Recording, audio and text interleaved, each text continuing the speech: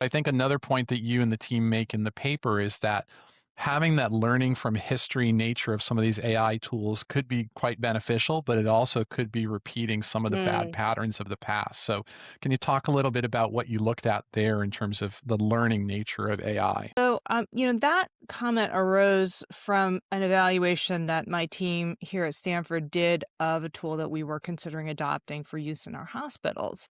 It was actually a tool related to appealing denials of prior authorization and claims.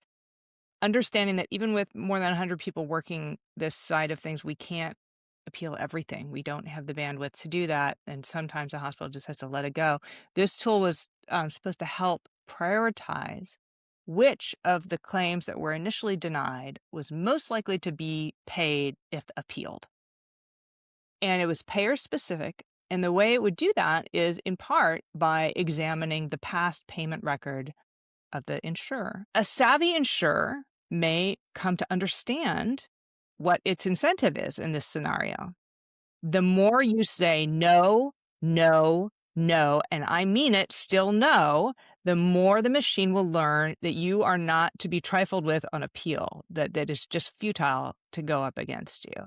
So that's an example of the sort of learning feedback loop in AI that it makes sense. We, of course, would want to include the information on past payment rates in a predictive model. If we didn't, the model would be much less accurate.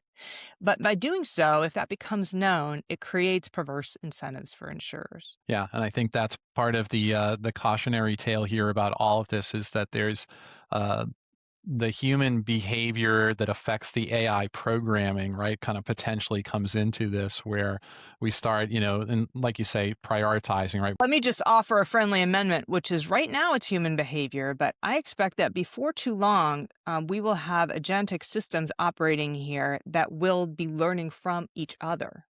So Mhm. we will have routinely, now we have this sometimes now, but we will routinely have two AI systems speaking to each other and learning how to behave in the future based on how the other has behaved in the past. The turning over decision making or the reasoning around this and the manipulation, potentially in some of these scenarios, I think requires a lot of governance and visibility and transparency in these systems and the way they make their decisions.